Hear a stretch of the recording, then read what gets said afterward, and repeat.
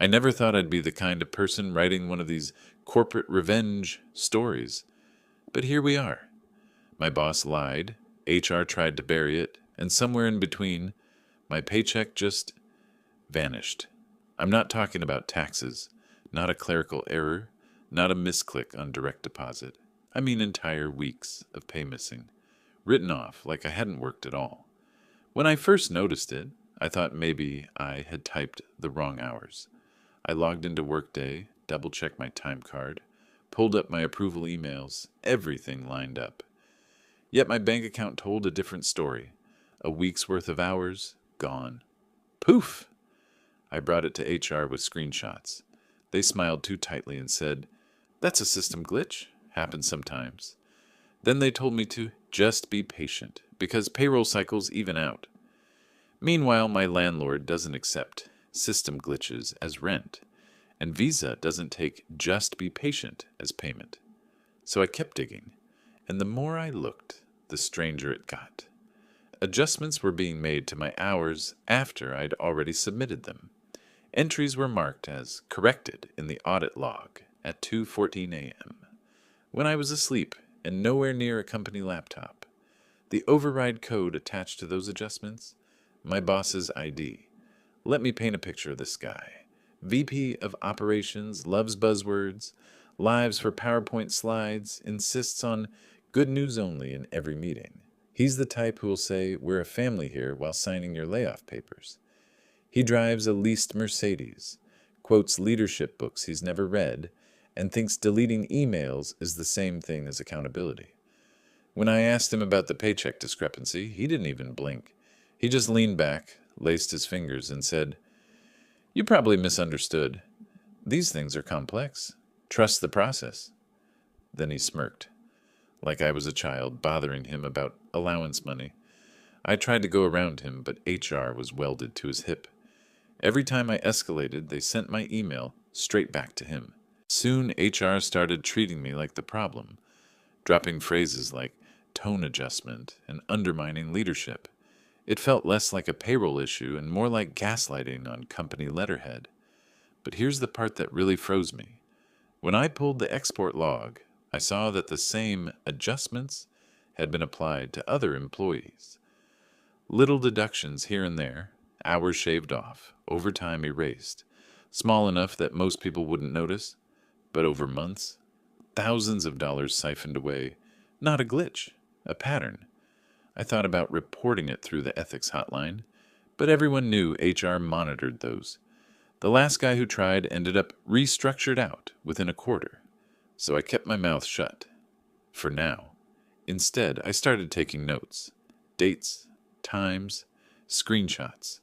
I built my own shadow audit log. It wasn't just the money. Around the same time, I noticed something else. Our quarterly client reports, the ones that determine whether we keep million-dollar contracts, were full of numbers that didn't exist. SLAs we never hit, churn rates scrubbed clean, whole campaigns that were quietly dead on arrival, suddenly performing above target. I knew because I had built the raw dashboards myself. But in every meeting, HR and my boss backed each other up like it was scripted. Those numbers are correct. Trust leadership. You're misinterpreting data. Don't spread negativity. I wasn't just being underpaid. I was being forced to help fabricate reports. And every time I pushed back, HR's smile got thinner, my boss's voice got sharper, and my paycheck got smaller. That's when it clicked. This wasn't incompetence. This was a system designed to silence, to skim, to rewrite reality on a spreadsheet. And I was standing right in the middle of it, with a target painted on my back. I know how these posts usually sound, like someone ranting about a bad boss. But this isn't just about ego or office politics. This was theft, fraud, a cover-up in real time. And if you're wondering what happened when I stopped playing along, well, that's where things get interesting. Let's just say I wasn't as powerless as they thought. If you want the receipts, and trust me, I have them, stick around. And if stories like this make you shake your head at how dirty corporate life can get, do me a favor, hit subscribe, drop a like, because the real fireworks start in part 2. The first real proof came from a place I wasn't supposed to know existed. A friend in payroll, let's call her Mia, had been at the company longer than most of our executives. She was the quiet type, the kind you almost forget is in the room, until you realize she's the only one who actually knows how things work. One afternoon, after I vented to her about the missing hours, she leaned in and whispered, "Check the audit trail, not the payroll screen, you see, the trail." I had no idea what she meant. Payroll access was tiered like a fortress. But Mia pointed me to a loophole, a forgotten export function buried 3 menus deep. It wasn't flashy, but it spat out raw entries. Every edit, every override, every midnight correction. So I pulled my file, and there it was. 2:14 a.m. Adjustment applied. User ID, VP Ops 03. Action, reduce payable hours, 8. Justification, time card correction. That wasn't a system glitch. That was my boss, manually deleting a full day's pay in the middle of the night.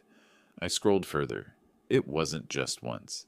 Every other week, sometimes twice, little bites were taken out of my pay. 4 hours here, 6 hours there, an overtime shift erased, all under the same credentials. Always between midnight and 3 a.m. Mia wasn't shocked. She just shook her head and muttered, "He's been doing that for months." I froze. "To me?" "Not just you," she said, "but you didn't hear that from me." I stayed up that night with my laptop, combing through every log entry I could pull before IT noticed the bandwidth spike. The more I dug, the more my stomach sank. Dozens of employees, hours carved out like meat from a carcass. Some people probably hadn't noticed. A missing lunch break here, that's a rounded clock out there. But over the course of a quarter, thousands of dollars gone. I started screenshotting everything. Folder after folder, dated, hashed, backed up to an encrypted drive I bought that same night. My heart was pounding so hard I could hear it in my ears, but the adrenaline kept me going. For the first time, I wasn't just suspicious. I had receipts. The next morning, I went straight to HR with the export in hand. Their reaction? Nothing. The HR rep glanced at the printouts, blinked once and said, "These look like duplicate records. That's why it's confusing you." I pushed back. "No, these are adjustments. You can see the timestamp. You can see his login." She smiled like she was talking to a child. "Our VP would never do that. It's probably a reporting error." A reporting error that just happened to land in his favor? A reporting error that conveniently erased Paychecks? She slid the papers back across the desk. "You should focus on your work, not on things outside your scope." That was the moment I realized HR wasn't incompetent. They weren't clueless. They were in on it. The next week, my boss randomly added me to a performance improvement plan. The reason? Negativity. Lack of alignment with leadership values. Negativity? Because I wanted to get paid for the hours I worked? Because I wasn't okay with forged reports and disappearing wages? It would have been almost funny if it hadn't been so terrifying. A PIP is corporate code for, "We're documenting you so we can fire you later." Still, I kept my head down. I showed up early, stayed late, documented everything. That's when I noticed the second pattern. The VP wasn't just stealing wages, he was manipulating performance data. The same hands that trimmed our paychecks were inflating the numbers that went out to clients. I found whole sections of reports that had been copied from unrelated pilot projects, pasted into quarterly summaries, as if they were our results. SLAs were backdated, churn rates were magically scrubbed, customer complaints disappeared from the metrics overnight, and every time I raised a question, the VP smirked, HR shrugged, and the log showed another midnight edit. It was a perfect little loop: cut employee pay, fudge the client reports, pocket the difference in variance reserves, silence anyone who noticed. With HR's help, I wanted to scream, but instead I did the one thing they didn't expect. I stayed quiet, not passive, not compliant, just quiet enough to keep my access, quiet enough to keep pulling logs, quiet enough to watch them dig their own hole while I collected the shovels. because I knew now that if I went head to head, I'd lose. HR had already branded me negative. My boss had already painted me as a problem. But if I built the case piece by piece, log by log, paycheck by paycheck, they wouldn't just be wrong, they'd be exposed. And that was a war I was willing to fight. If the stolen paychecks were the first crack in the wall, the fake reports were the wrecking ball. Our company's biggest contract was with a Fortune 100 client. Every quarter, we delivered a QBR, quarterly business review, a deck stuffed with KPIs, charts, and projections. These weren't just numbers. They determined whether the client renewed, expanded, or pulled the plug on millions of dollars in business. I was part of the team that pulled the raw data. I knew the dashboards like the back of my hand, churn percentages, NPS survey results, SLA adherence. The truth? Our numbers were slipping. Clients were frustrated and retention was tanking. Nothing catastrophic, but enough to raise eyebrows. When the QBR deck came back from my boss for final review, it didn't look like the same data I'd handed over. The churn rate magically cut in half. The SLA compliance padded with backdated exceptions. Survey responses, whole blocks of negatives had vanished. But the part that really stopped me cold was a slide labeled Pilot Success Story, Project Aegis. There was no Project Aegis. Not here. Not anywhere. My boss had literally pasted KPIs from an unrelated trial at another vendor and claimed it as ours. I stared at the screen until the numbers blurred. This wasn't spin. This wasn't framing. This was fraud. I went to my boss with the side-by-side comparison. I thought maybe, just maybe, he'd panic at being caught. Instead, he leaned back in his chair, smirked, and said, "We don't sell problems. We sell solutions. Clients want wins, so we give them wins." When I told HR, they didn't even pretend to care. The rep's voice had the same fake sympathy it always did. You need to be careful about how you communicate. Leadership has noticed your negativity. It's creating friction. Negativity. That word again. HR's magic wand for silencing people. 2 days later, my inbox pinged. Performance Improvement Plan, Phase 2. This time the accusations were laughable. Poor collaboration, communication gaps, failure to align with team vision. Let me translate. You won't lie when we tell you to lie. The retaliation was obvious. Meeting invites started disappearing from my calendar. Shared drives I used daily suddenly showed access denied. My name got dropped from email chains, then added back only at the last second, like they were testing how invisible they could make me before I broke. But I didn't break. I documented. Every doctored QBR slide, screenshot, every disappearing negative survey, exported, every midnight edit, logged, every retaliatory HR email, archived. I started building my own version of the QBR deck. Not the fantasy one my boss presented to leadership, the real one. Raw, ugly, unpolished truth. I didn't show it to anyone. Not yet, but I knew exactly what I was going to do with it. Meanwhile, the VP strutted around like a hero. He bragged to the leadership team that he had turned the ship around, that churn was dropping, that the client was thrilled. He sent out an all-hands email, praising our shared commitment to excellence, and HR chimed in with a reminder about maintaining positivity in all communication. It was surreal. They weren't just covering for him. They were amplifying his lies, packaging them as culture. One night, scrolling through the doctored QBR side by side with my raw dashboard, I realized something that made my skin crawl. The fake numbers weren't just protecting his job. They were protecting the stolen wages. By inflating performance metrics, he made it look like the variance reserves he skimmed from payroll were justified, extra profit margin from efficiency gains. HR's cover-up wasn't just about avoiding a scandal. They were actively laundering his theft into corporate success stories. And they thought no one would ever connect the dots. I didn't yell. I didn't slam doors. I didn't even let my anger slip at work. because anger would have been wasted. What I felt wasn't rage, it was clarity.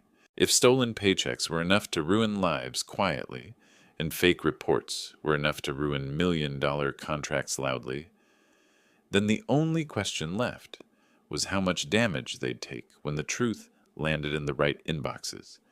I just had to bide my time. When HR finally announced an internal review, I almost laughed. Not because I thought they'd do their jobs, but because I already knew how it would play out. They called it a discreet investigation. That should have been my first clue. Discreet didn't mean thorough. It meant controlled. The first thing they did? Schedule interviews. With who? Everyone except payroll. Everyone except the client-facing team who actually knew the real numbers. Instead, they spoke to people who had nothing to do with finances. People who barely interacted with the VP at all. Of course, those employees said he was professional and committed to excellence. He was, to them. Then HR turned around and asked me leading questions. Not about the data, not about the wage discrepancies. They wanted to know about my attitude, my communication style, whether I had ever felt frustrated with leadership. It wasn't an investigation. It was a setup. By the end of the week, the report came back. No evidence of misconduct. Recommend continued coaching for employee concerns. Translation: we're closing this quietly, and you're the problem. The retaliation ramped up overnight. First, access. The folders I needed every day, financial exports, client dashboards, suddenly pinged back with access denied. When I asked ET, they said HR had flagged my account as restricted pending review. Second, visibility. I started noticing meetings that had always included me just vanishing from my calendar, not declined, not canceled, vanished, as if someone went in and manually uninvited me. Then came the emails, long threads with leadership, where I'd only be added at the very last second, usually when decisions had already been made. Third, documentation. My manager started writing insubordination into status updates. Little comments slipped into weekly summaries that HR just happened to be copied on. Things like employee declined to collaborate, or showed resistance to team vision. Lies, written in corporate speak, stamped with a timestamp and an audience. It was a smear campaign, dressed up as process. But here's the thing, I saw it for what it was. They thought they were tightening the noose, but all they were doing was weaving my case tighter. So I went quiet. Not passive, not broken, just quiet enough to look compliant. Quiet enough to make them think the pressure was working. Meanwhile, I was working overtime, not for them, but for myself. I built an evidence tree, not just a messy folder of screenshots, but a clean, notarized timeline. Every midnight payroll adjustment, hashed and time-stamped. Every doctored QBR slide labeled with the raw source files. Every retaliatory email archived with headers intact. I even mirrored the structure HR used in their so-called investigation. If they wanted to play process, I'd play it better. To keep it safe, I pushed copies off-site, encrypted backups, cloud storage under a burner account, even a flash drive hidden in my car. I wasn't paranoid. I was prepared. And then I started building redundancies. Audit logs pulled directly from system exports, so they couldn't claim screenshots were doctored. Email headers showing the exact chain of HR's responses with metadata. Meeting recordings. I started hitting record on my phone whenever conversations turned coaching-oriented. Some were barely 5 minutes long, but the tone said everything HR's paper trail left out. Canary files. I even drafted a fake summary report, seeded with unique markers. If those numbers ever leaked, I'd know exactly who leaked them. Every piece wasn't just evidence, it was insurance. Because if HR was willing to gaslight me in writing, if my boss was bold enough to edit payroll at 2 a.m. under his own credentials, then the day would come when they tried to erase me entirely. And when that happened, I wasn't going to fight it. I was going to detonate everything at once. For now, I let them think they were winning. But behind the scenes, the trap was already tightening. If the first 4 parts were survival, Part 5 was war. Quiet war, but war all the same. I knew by then that HR wasn't just covering for my boss. They were protecting the illusion, the doctored reports, the stolen wages, the fake investigation. All of it only worked if nobody outside our building ever saw the truth. My only chance wasn't to fight them inside the system. It was to pierce the walls they'd built around it. So I designed a weapon. The core of it was a file, a single polished executive KPI snapshot that looked just like the decks my boss loved to flaunt at clients. Clean formatting, bright charts, the usual corporate fluff. But inside it, I embedded canaries, unique, trackable links seeded into the metadata. Each one pointed to a different invisible marker, tied to my own monitoring tools. If the file ever got shared outside the original recipients, I'd know exactly where it leaked, when and who sent it. I watermarked the slides so subtly that only a forensic scan would pick it up. Faint digital fingerprints, imperceptible to the naked eye but impossible to erase. And then I sent it. Not wide, not reckless. Just to 2 people. My boss and the HR partner who had smiled through every gaslight session. I framed it as, draft summary for leadership alignment. Please review. If they forwarded it, I'd know. If they doctored it, I'd know. If they tried to bury it, I'd still know. That was the bait. But a trap is useless without a net. So while the canary waited, I built the net. First, regulators. I reached out to the state labor board under whistleblower protection with anonymized payroll records showing wage theft. The investigator didn't sound surprised. He just said, "Send me everything and don't delete a thing." Second, the auditors. Our company had an external audit firm under SOX compliance. I submitted my evidence package through their ethics portal, hashed, timestamped, signed. I knew they'd have to act because payroll manipulation and falsified reports weren't just shady. They were potential felony territory. Third, the client. This was the riskiest move. I didn't blast the whole deck. Instead, I found the compliance lead buried in their org chart and sent an anonymous tip pointing to the inconsistencies between their survey data and our QBR slides. Not enough to scream fraud, but enough to trigger a double check. Fourth, the board. I called the ethics hotline again, but this time I didn't stop at the front desk. I sent notarized hard copies to 2 directors' personal offices. I knew they'd take it seriously because the timing was perfect. The quarterly audit committee meeting was scheduled for the same week as the client's QBR. Multiple pressure points, all primed. And then, like fate was aligning with me, a sympathetic director, someone who had seen me grind through late nights before, pulled me aside and whispered, "Be careful. Audit's looking into anomalies. It might get messy." Messy was exactly what I wanted. I spent nights rehearsing my next steps, playing every angle. If they tried to terminate me quietly, the labor board would already have the evidence. If they tried to blame me for the numbers, the auditors had the originals. If they claimed no one else complained, the client's compliance team was already sharpening their knives. Every move they could make was trapped. All I had to do was wait. It was like loading a mousetrap in a dark room. I could hear the spring creaking, feel the tension building, but I didn't touch it. Not yet. Instead, I walked into the office each day with a straight face, a calm tone, and a smile that made them think I was finally cooperating. My boss praised my alignment. HR marked progress toward coaching goals. They thought the pressure had broken me. They had no idea they were standing on a landmine, and the detonator was already in their hands. The morning it all came crashing down started like any other. I clocked in, sipped burnt coffee, and pretended to read emails while my stomach buzzed with electricity. I didn't know the exact hour the trap would spring, but I knew it was close. At 9:12 a.m., the first domino fell. An email from HR landed in my inbox. Draft of termination letter, attached for your review. Review? They didn't even bother with subtlety. They cited data misuse and unauthorized access of sensitive records. The irony was suffocating. After months of my boss manipulating payroll, I was the one accused of tampering.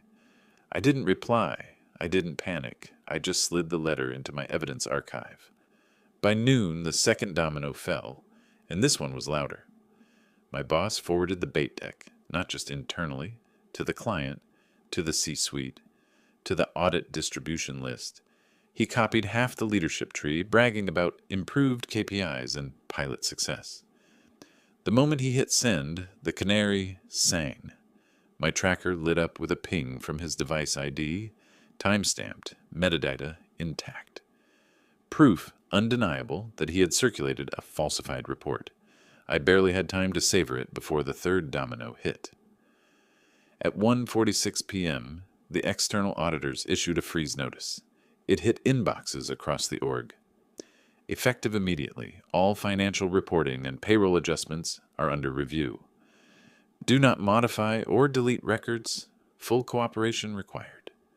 You could feel the air shift. Phones started buzzing nonstop.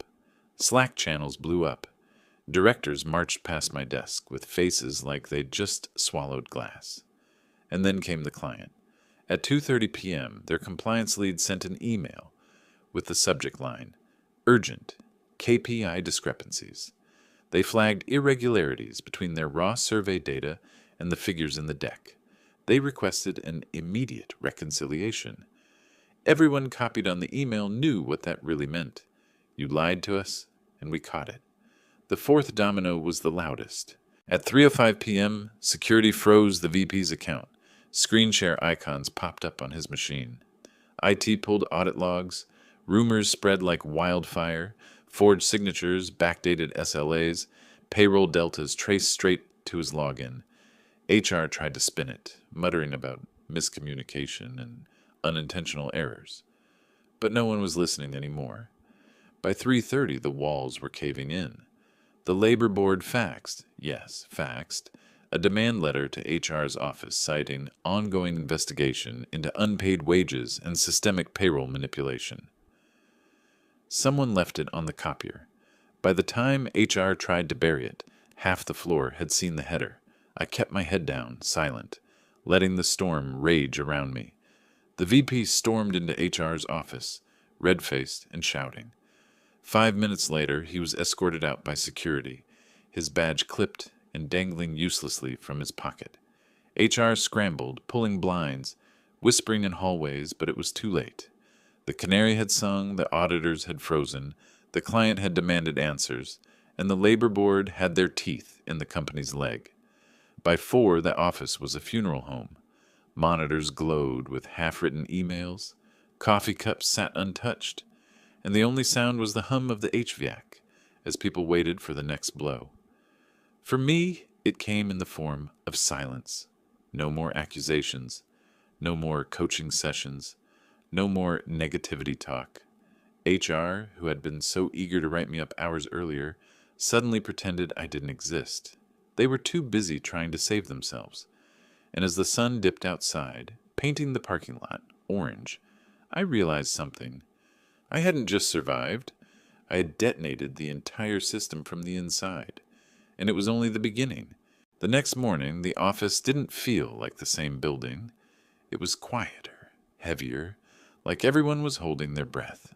The VP's office door was locked, blinds drawn, nameplate already unscrewed. HR's glass conference room sat dark, chairs pushed back like they'd been abandoned mid-meeting. By 10 a.m., leadership scheduled an all-hands call. The kind where you know whatever comes next isn't good. We filed into the cafeteria and dialed in. The CEO's face appeared on the screen, stiff and pale. He cleared his throat too many times before speaking. As many of you are aware, we have initiated an internal investigation with the support of our external auditors regarding recent discrepancies in payroll and performance reporting. Effective immediately, our VP of Operations is no longer with the company. Additionally, members of our HR leadership have been placed on administrative leave, pending further review. Translation, he was fired for cause. HR was about to follow him out the door, but the investigation didn't stop there. The auditors had dug into every log, every file, every midnight edit. What they found went beyond missing hours. There were forged signatures on client attestations, fake variance reserves funneled to a shadow budget, and documented complaints that HR had deliberately reclassified as coaching notes. It wasn't a glitch. It wasn't miscommunication. It was systematic. The labor board confirmed it too. Wage theft across multiple departments. Not just me, dozens of employees had been skimmed. Little cuts here and there, spread out so no one would notice. The company was ordered to pay restitution, not just back wages, but triple damages under state law. Checks started arriving thick with penalties, accompanied by letters that read like apologies but tasted like fear. Employees who had been quietly suffering finally got their due. People who had shrugged off missing overtime saw their bank accounts swell overnight. Some cried. Some raged. Most just shook their heads and muttered, "About damn time." In HR, the director who had smiled through every gaslight session resigned to pursue new opportunities. The business partner who had written my PIPs was terminated for failure to uphold compliance obligations. Internally, everyone knew what it meant. They'd been complicit, and the company needed their heads on the chopping block. The client issued a formal statement. They didn't pull their contract outright, but they activated a reputational risk clause, forcing the company into a probationary period with monthly third-party audits. The message was clear: one more lie and we walk. The board reshuffled oversight. Compliance got a direct line to directors. Ethics training went from a boring checkbox to a full-day workshop led by an outside firm. Suddenly, tone wasn't about positivity. It was about accountability. And me? I sat down with legal counsel. With my evidence, my termination letter draft, and the timeline I'd built, the company didn't even try to fight. They folded like wet cardboard. I walked out with back pay X3 plus penalties, full legal fees covered, a signed neutral reference agreement, no more whispers about negativity, release from my non-disparagement clause so I could cooperate freely with regulators. It wasn't just money, it was leverage. And when word got around, recruiters started calling. Not because I was some genius, but because I was the one who had stood in the fire and come out with receipts. One competitor, already circling our disgruntled client, offered me a role at nearly double my old salary. The irony wasn't lost on me. The same lies that nearly ruined me ended up launching me further than that company ever intended. As for my old boss, his LinkedIn went dark. Rumors swirled that the auditors referred his case to federal regulators. Fraud, wage theft, falsified reports. It was too big to sweep under the rug. Last I heard, he was consulting independently, which in corporate speak means nobody will touch him with a 10-foot pole. In HR's Queen of Smiles, she rebranded as the People Operations Consultant, posting inspirational quotes on LinkedIn about resilience and growth. Every comment under her posts read like a silent joke. I didn't need revenge headlines. Watching karma play out in real time was enough, because the truth was simple. They stole time. They stole money. They stole trust. And in the end, they lost everything. The dust didn't settle overnight. For weeks, the company staggered under the weight of audits, compliance check-ins, and the slow drip of restitution payments. Every time someone cashed a triple-wage check, the story spread a little further. The empire my boss and HR thought they had built was collapsing, one receipt at a time. But for me, the story didn't end with their downfall. It ended with freedom.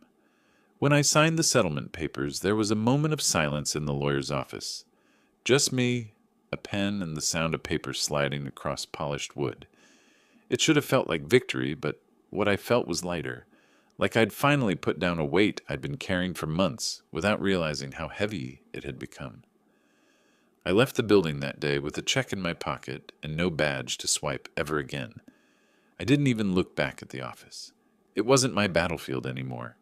Within weeks, I accepted an offer from a competitor. The same client my boss had lied to, angry, burned, humiliated, shifted their business over.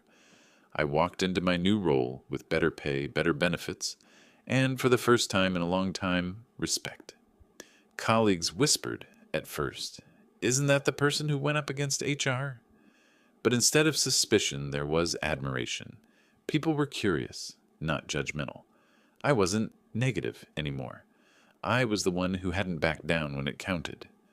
Meanwhile, karma kept rolling.